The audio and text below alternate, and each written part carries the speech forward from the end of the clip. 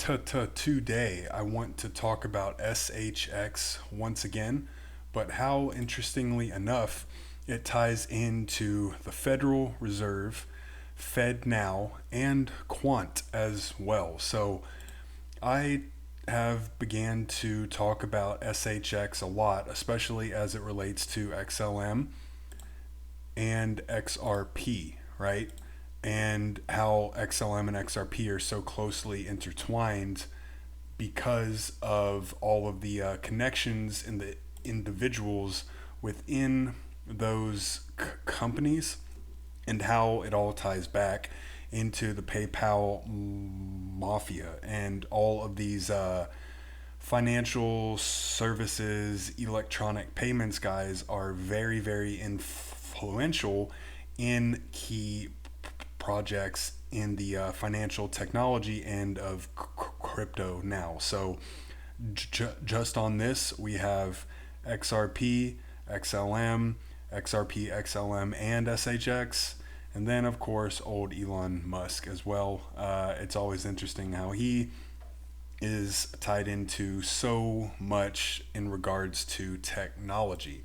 But as far as XLM, SHX, and even Quant go, as well as XRP, I wasn't really expecting to find out about Quant in this as well. So, to introduce this, crypto banker SHX, who actually has a YouTube channel now, I would highly suggest to go follow him on X and on YouTube. He puts out the best SHX content, as well as Crypto Canvas.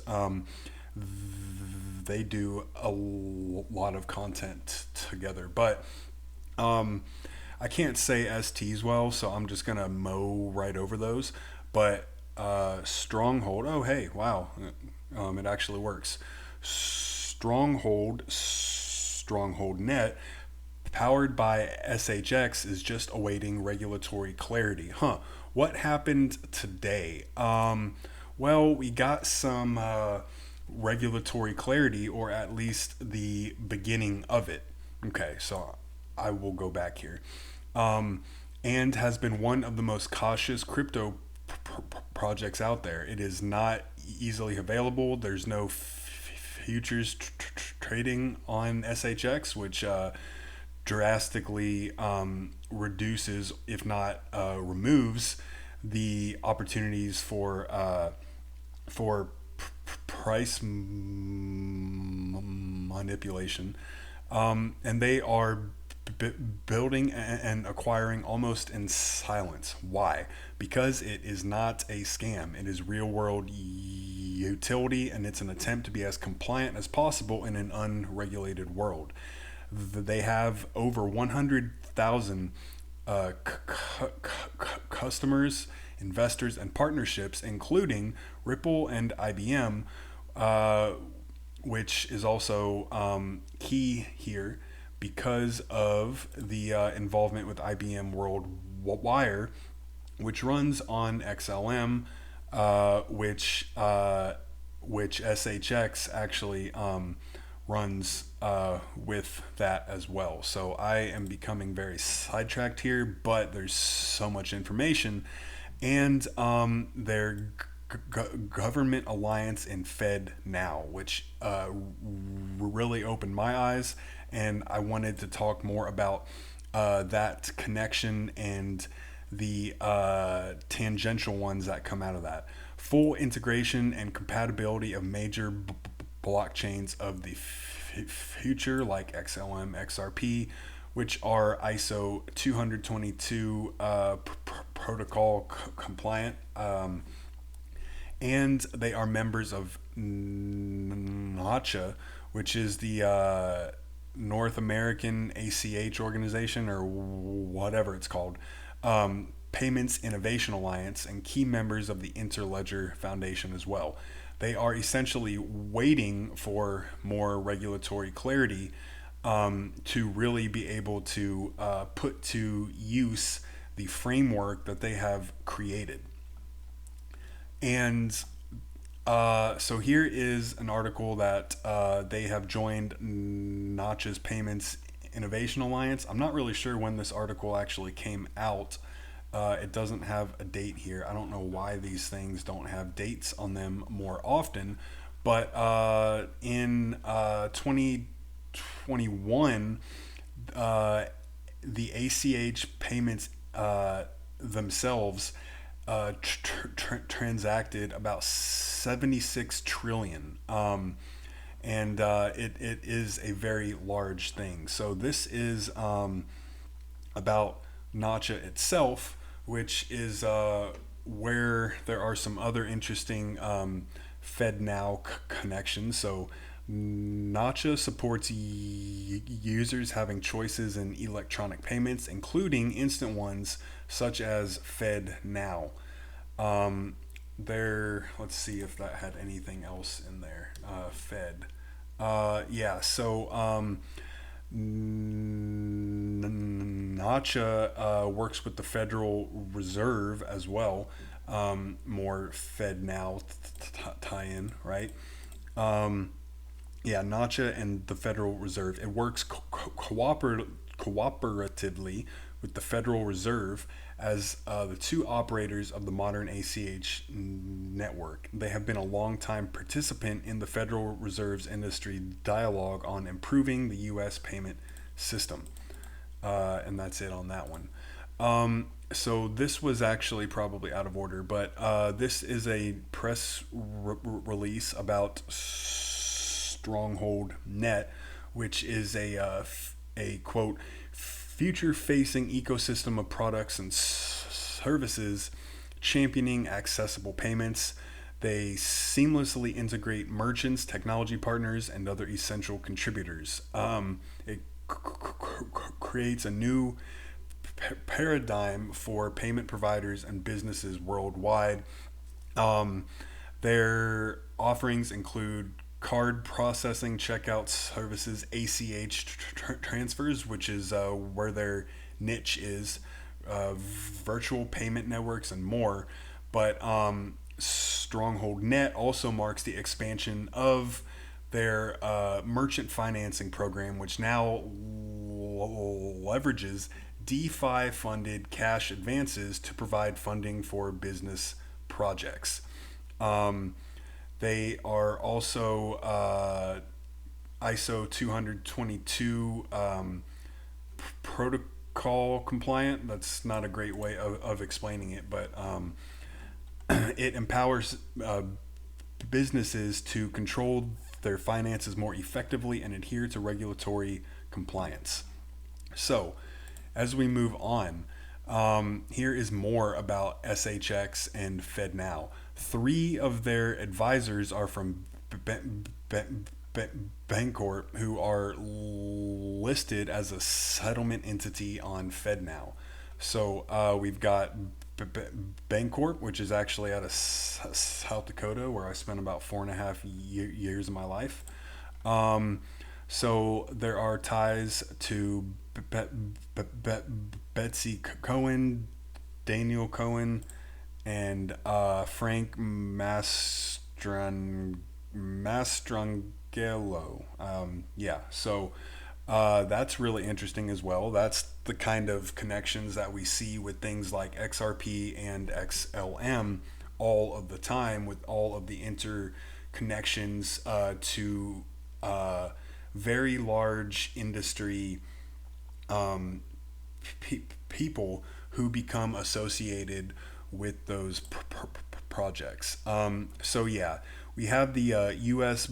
blockchain adoption bill that passed the committee in the House today, which honestly doesn't really mean a whole lot. That does not mean that it is 100% done.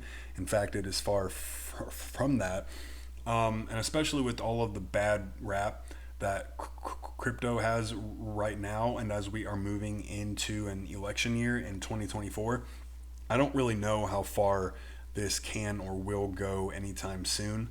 They may push it to give them a political win. I don't know, but it it will then be put out into the House, and once it might pass the House, then it would have to go through the entire process all the way up to the president. So I don't really see, I'm not optimistic. I'll just say that, but I'm not a really optimistic person.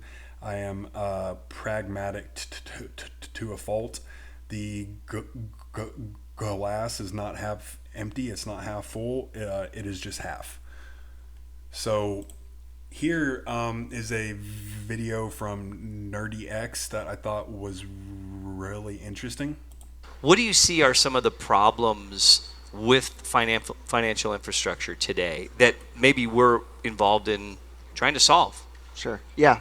I mean, I think he's right that it is a slow ship, and this is kind of the original thesis or one of the original theses of Stellar, is that you need like this new blockchain crypto idea is like super powerful, but you need some way to on-ramp the existing financial instruments, right? So Stellar allows you to tokenize any kind of form of value, so you can put dollars or euros and things like that. And you can kind of see that this rage is like caught on now with this like all this stablecoin phenomenon, right? And it makes sense because it's very hard for people, not just because the technology is so like pervasive everywhere, and it takes a long time to update that. But people are very slow to change their ways about how they deal with money. So convincing people to use this kind of new internet token is much more difficult than convincing them to use like a digital version of a dollar or a euro, something that they're used to.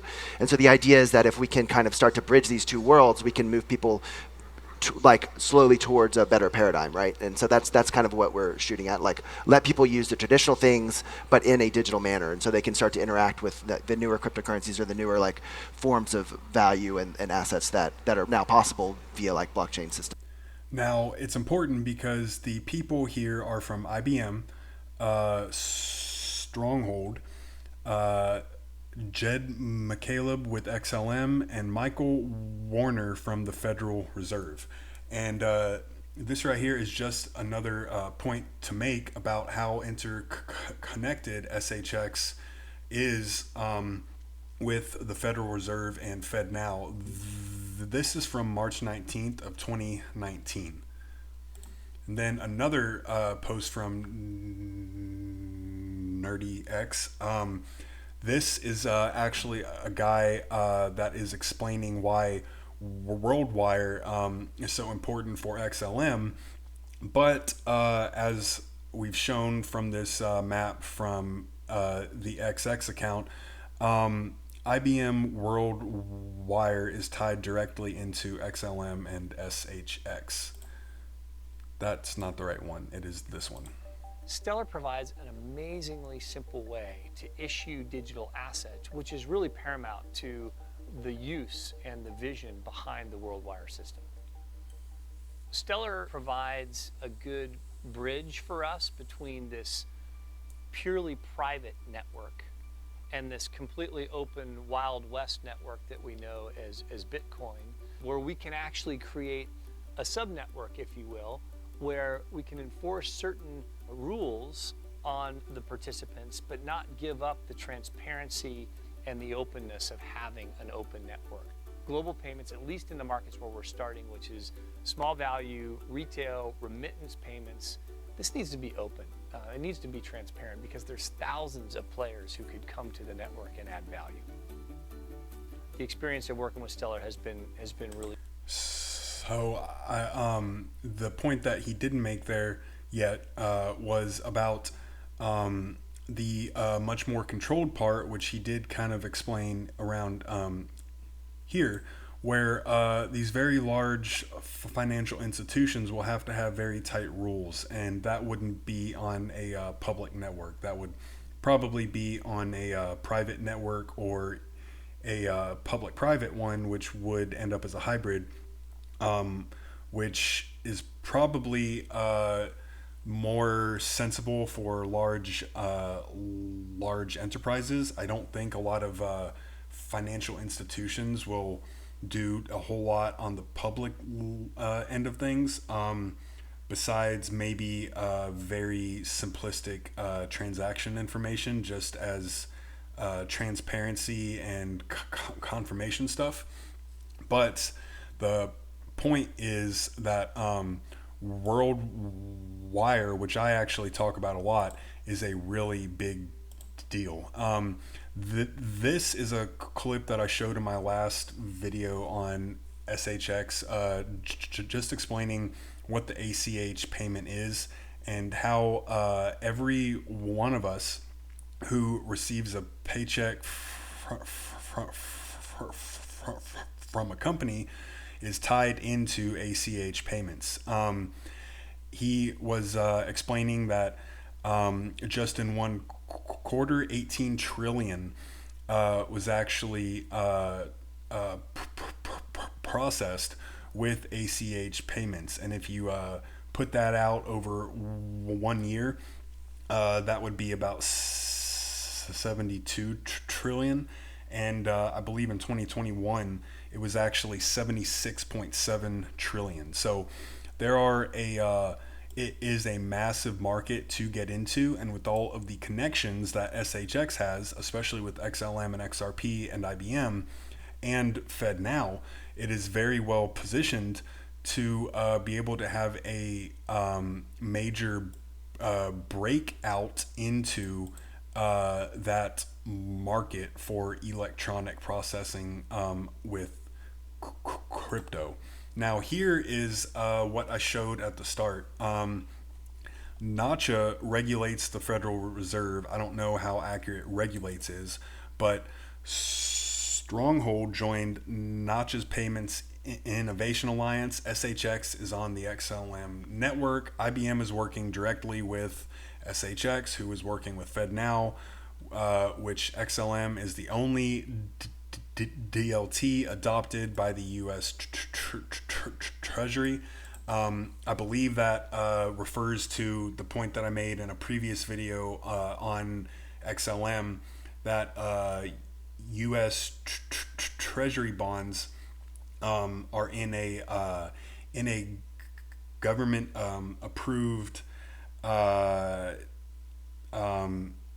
ETF, essentially, that runs on XLM with Franklin Templeton.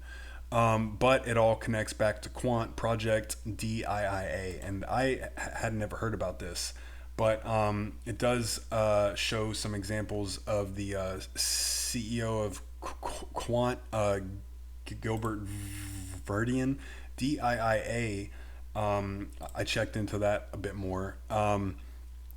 So it actually comes out of Ukraine, and it is an app and online portal that opened up digital access to 120 government services and enables Ukrainians to engage with their government online in a one-stop shop. There are potentials for partner countries, blah, blah, blah. Okay. So as far as Quant goes, it makes points about Oracle, but I thought it was really interesting, and I need to look into that more. But here is the example on, or the what Diia is on Wikipedia, at least. It only calls out 50 services here. But it was built in partnership with the USA and is poised to be shared with other countries. Now, that's really interesting that we're talking about Ukraine now, because a while back I did a video that broke down what the Ukrainian humanitarian aid that ran on XLM with USDC, and how that could look like the pilot or the example of what a UBI would actually look like to hand out CBDCs as a UBI. And that again ties back to what XLM has done in connection with Ukraine. And interestingly enough, that would come from the Federal Reserve and FedNow, which ties back into the whole point of this video right now. So here is just a reminder. Key partnerships: IBM, Xspring, I don't know how to pronounce that, but that is a Ripple product, and XLM. Investors, Ripple. And once again, so many of these people in the crypto payments industry work for with XLM, XRP, and SHX, and they all come one way or another from the PayPal mafia, or they are associated with them. So as a reminder, this post from Wadzilla actually sums it up extremely well. We have a lot of potential upside at only an 11.2 billion market cap, which it's at about a 3.5 right now. That would be worth $1.93 each, which at this point in time was over a 3,000x. As a reminder, SHX is the liquidity tool that powers Stronghold Net to send and receive value across modern payment networks, and also has DeFi and governance. This vote to burn some SHX has actually happened, or it is happening right now. I have not kept up with that, but remember that SHX has an IBM partnership. It connects to WorldWire, uses FedNow, ISO 222, over 100,000 customers, and real world utility. And that was actually it. I thought I had another one, but now I'm done.